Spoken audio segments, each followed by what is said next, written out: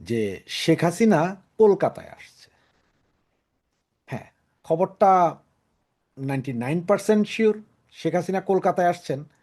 আর আপনারা চাইলে যে কেউ ভিডিওটা সেভ করে রাখতে পারেন, কথাগুলো মিলে কি না, আমার আজকের কথাগুলোর সাথে বাকি অংশ সবগুলো মিলে কি না এটা ভিডিও সেভ করে রাখতে পারেন।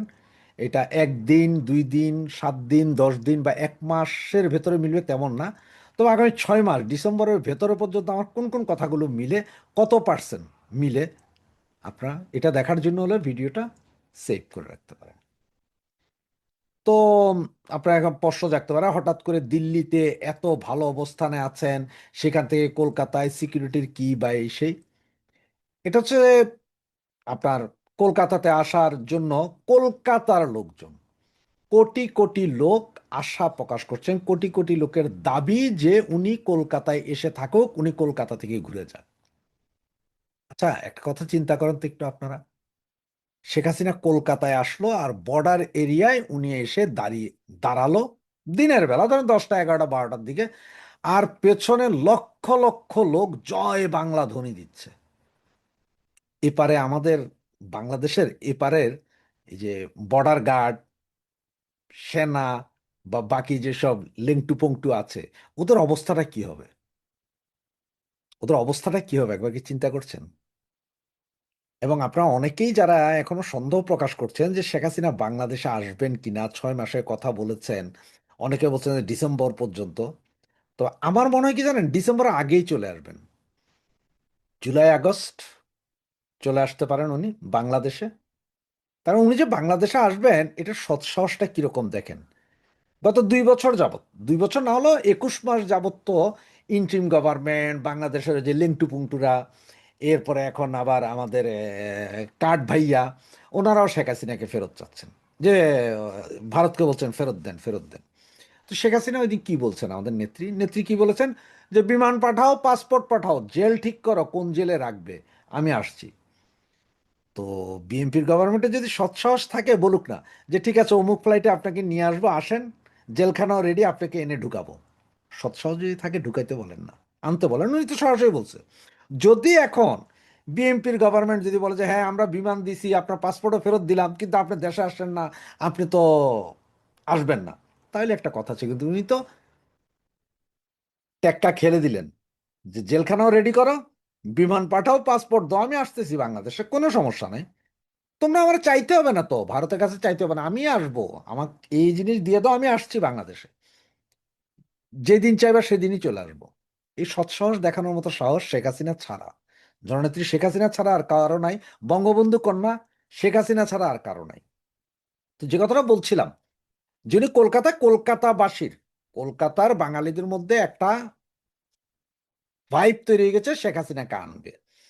এবং এখানে এখন দেখেছেন যে বিজেপির যে শুভেন্দ্র অধিকারী, তিনিও রিকোয়েস্ট করেছেন শেখ হাসিনাকে যে আপনি কলকাতাতে আসে থাকেন, বাঙালিদের মাঝে থাকেন, এইখান থেকে প্রতিদিন প্রয়োজনে বর্ডার দেখেন।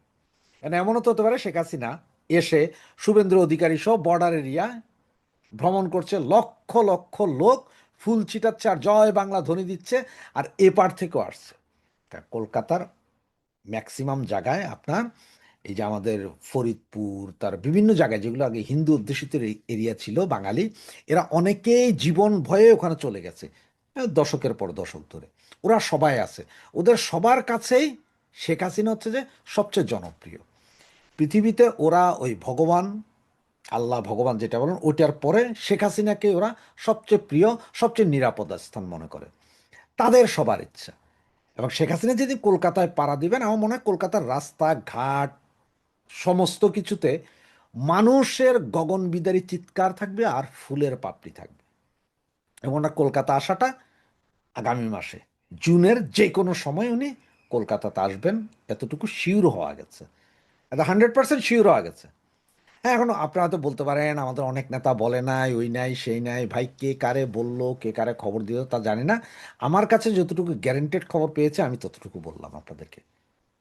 আর বাংলাদেশে ফেরার জন্য আপনারা যেটা হয়তো চিন্তা করছেন আসলে কিভাবে ফিরবে বা কেমনে ফিরবে, কেন ফিরবে বাংলাদেশে, তাতে আপনাদের যদি দুই একটা কথা বলি তাহলে হয়তো আপনারা একটু ভালোভাবে বুঝবেন যে কত দ্রুত জননেত্রী শেখ হাসিনা ফিরছে। আপনাদের নিশ্চয় মনে আছে আরব স্প্রিংয়ের পর মিশরের যে ব্রাদারহুডের কথা মনে আছে, এই আমেরিকাই করাইলো আরব স্প্রিং, ব্রাদারহুড জিতলো, জিতাইসা কি করলো তারা, সেই জঙ্গি উৎপাত, এদের তো জঙ্গি, ওখানেও জঙ্গি, এই জঙ্গি উৎপাত বেশি দিন টিকলো না।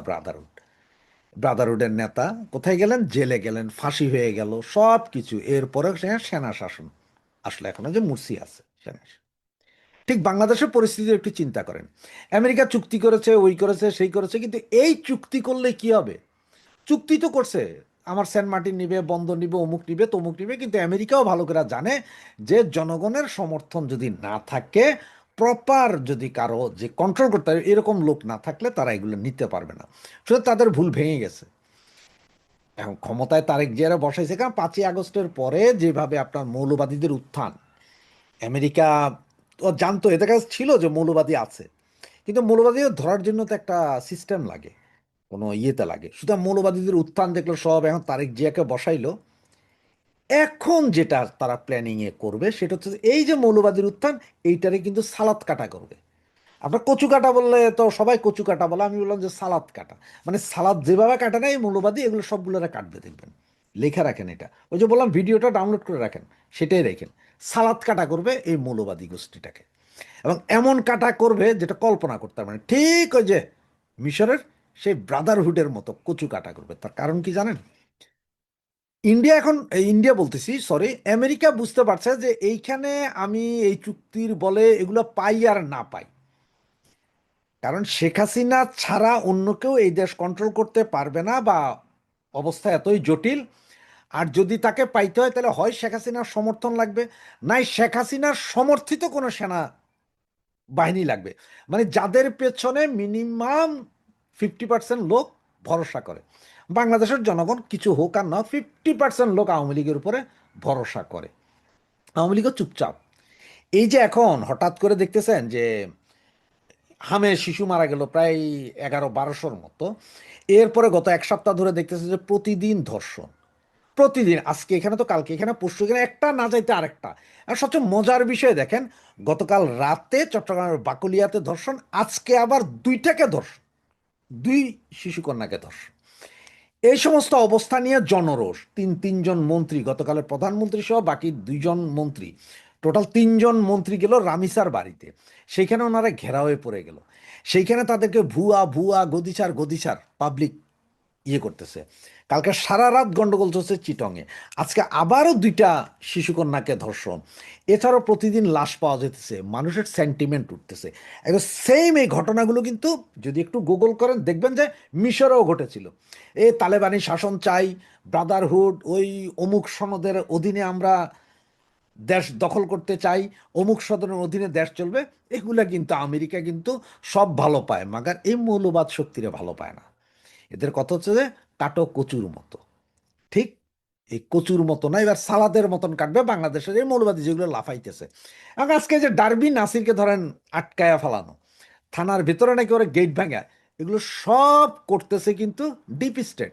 কারণ ডিপ স্টেট বসাইছে তারাই মাইরা ধরে এটারে নামাবে, নামানোর পরে নিজের স্বার্থে চুক্তি মুক্তি ভুলা যান, সেন্ট মার্টিন নিবে না, এটা নিজের স্বার্থে হইলেও শেখ হাসিনাকে তারা আনাইতে হবে। তার কারণ হচ্ছে যে ওনারাও ভালো করে বুঝে গেছে যে চায়না, ইন্ডিয়া, রাশিয়া তিনটা এক জায়গায় চলে আসছে, আর বাংলাদেশের যদি এই অবস্থা থাকে তাহলে ওনারা আমসালা দুইটাই হারাবে। কারণ বাংলাদেশ হয় চায়নার দিকে চলে যাবো গা, আর ইন্ডিয়ার দিকে গেলে। সুতরাং শেখ হাসিনার সাথে একটা নেগোসিয়েশন করতে চাচ্ছে যে ঠিক আছে রে বাবা, আগের মতন যে যেমনি আছে থাকুক, আমরাও থাকি। ওরা এমনি এমনি আপনাদের এই যে 50টা আমেরিকান পতাকা দেওয়া রিক্সা আইনে এখানে দেয় নাই, এ সব এখন নাটকবাজি হইতেছে, একদিকে নাটকবাজি, অন্যদিকে এই আমেরিকাই করাচ্ছে কিন্তু।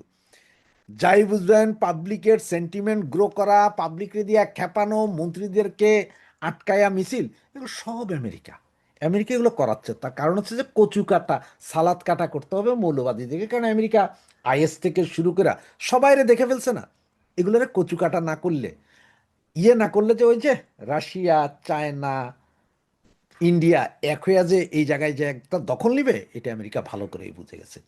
যার কারণে ওদের এখন শেখ হাসিনার সমর্থন দরকার, আমেরিকার প্রচণ্ড প্রয়োজন এখন শেখ হাসিনার সমর্থন, এবং এই আমেরিকাই যা করেছিল তাই আনবে। ঠিক হয়েছে বললাম, আরব স্প্রিংয়ের সময় সেখানকার গভর্নমেন্ট ফেলে মুরসিরে আনছিল, মুরসিরে 1 বছরের মাথায় উল্টা লটকায়া জেলখানায় ঝুলাই দিয়া তার গ্রুপ শেষ করে দিছে। সেম অবস্থা বাংলাদেশও করছে।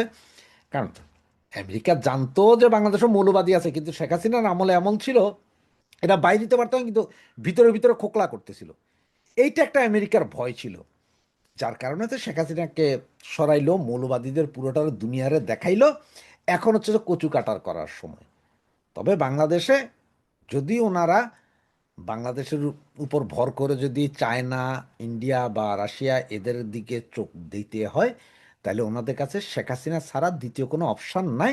কারণ শেখ হাসিনার মতো এত জনপ্রিয়, এত বিশ্বস্ত জনগণের আর কেউ নেই। সুতরাং এই জন্যই বলছি শেখ হাসিনা খুব দ্রুতই ফিরবে, আগস্ট সেপ্টেম্বর ফিরে যেতে পারে। ওই যে কলকাতাতে একবার একটু চিন্তা করেন তো, যেদিন কলকাতায় গেল এরপরে কলকাতা থেকে বলবে যে পরশুদিন বর্ডার এরিয়া ভিজিট করবো অমুক অমুক গ্রাম, যেগুলো একদম বাংলাদেশের লাগোয়া, মানে 1 হাত 1.5 হাত জায়গার মধ্যে লাগোয়া। ওইসব জায়গায় যখন শেখ হাসিনা যাবে, কত লক্ষ লোক ওই পারে থাকবে, কত লক্ষ লোক এই পারে থাকবে। এই জয় বাংলা জয় বঙ্গবন্ধুর ধ্বনি শুনে বাংলাদেশের কত হাজার লোকের আপনার কোভিড, 110 ডিগ্রি জ্বর হয়ে যাবে, সেটা একটু চিন্তা করেন।